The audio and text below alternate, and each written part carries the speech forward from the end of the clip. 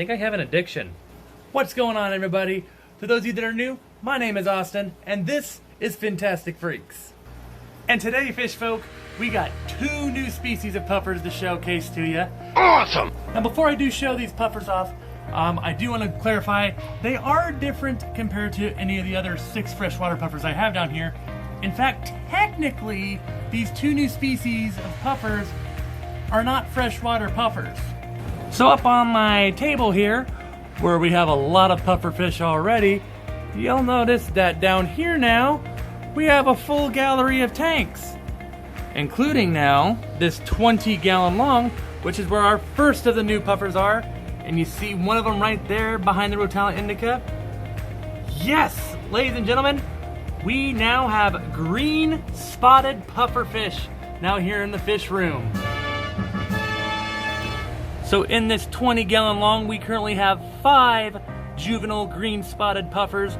They're not a whole lot bigger than an inch. I'd say the biggest one is maybe an 1.25 inches, probably not even that. And these guys have some beautiful coloration on them. Perhaps it also is the plants that makes that green just really pop out with them. But as you can see, they have the creamy white bellies as well, the black spots, which really adds a contrast to that green on their backs. The fact that these guys are so small right now turns out to be a pretty good thing though, actually, as these guys can max out somewhere between 4 to even 6 inches before their growth spurt is all said and done.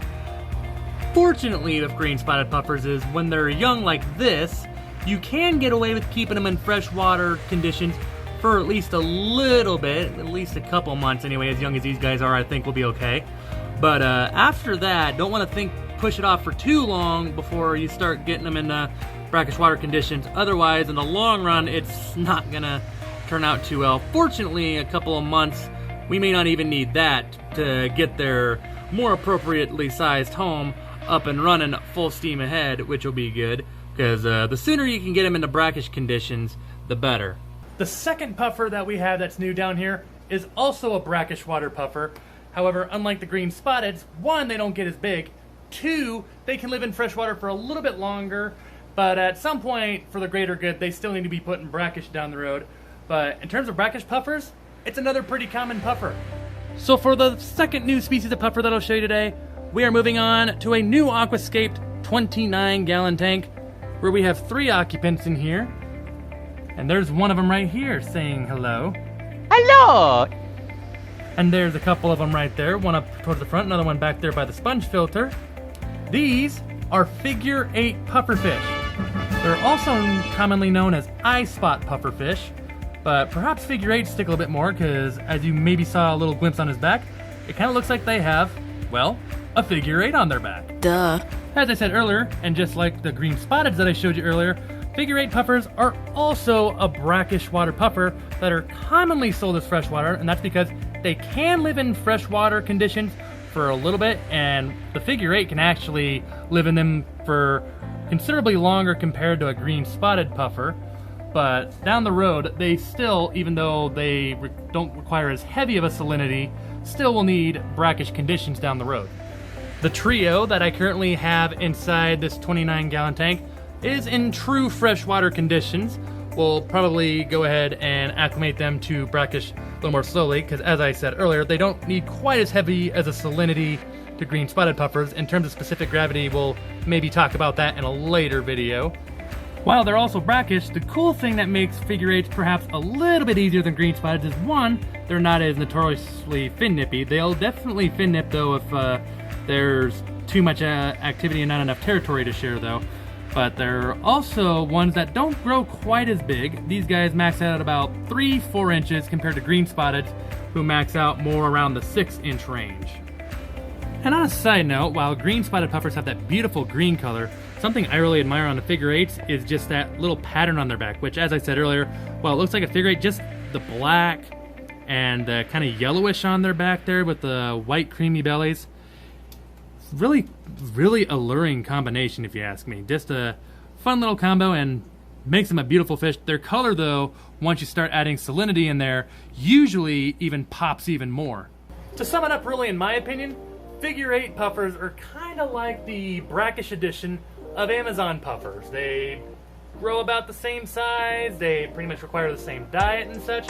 The only difference is obviously Amazons are true freshwater, and while again, figure eights and green spotteds may be commonly sold as freshwater fish, they are actually a brackish water fish. But figure eights can live in freshwater for a decent amount of time, but eventually my trio here will be acclimated to brackish conditions. Now some of you might remember Juliet, my African jewel cichlid, and Starlight, a flower horn parrot, used to live in this 29-gallon with a tank divider down the middle. So what happened to them? Well, Juliet here now has a tank all to herself, a 25-gallon tank to be precise. As for Starlight, on the other hand, he's no longer here. And don't worry, by that I mean he is still alive, he just has been rehomed. A responsibility for me as a fish keeper, or anyone really in my opinion, is not to do just what makes you happy in the hobby, but you also got to think about sometimes what's best for the fish. And really, since I got Starlight out of that 40 breeder, which he initially was in when I got him, obviously that's now where my dragon puffer Mushu is. After I temporarily moved him into the 29 when he was a little smaller, and it worked better with splitting that tank in half between Juliet and Starlight. After a while, the two kept growing, and I never really had a plan to get Starlight his own tank. So long story much shorter, it was a hard choice, but gave him to a friend of ours who actually, we toured his store earlier. If you haven't seen that video, be sure to check that out. This guy loves flower horn fish just as much as like I do puffer fish, so he's going to a guy that knows exactly what he needs and how to get the best out of him. So the way I see it, Juliet gets her own tank, I make room for new puffers, Starlight goes to a person that is a flower horn guru, everybody wins. Those are our two new species of pufferfish down here. And while I say two, as I finish up this video, we actually just added a third new species of pufferfish down here. And they are in the old guppy tank. But I'm not gonna quite show you those guys just yet. But let me know what you guys think about the new puffers here. And if you have some tips, of course, for acclimating them to brackish water, I'm always up for advice and tips, and they're always appreciated. As always though, fish folk, thank you very much for all the support. If you haven't already and like what I do, consider clicking the subscribe button to stay in the loop with everything I do. More news coming on that 240-gallon community tank that we're going to set up here very soon. And as I also said, we also got some new puffers to show here very soon. As always though, fish folk, thank you so much for the support. It really means a lot. And I will see you all in my next video. Stay fantastic.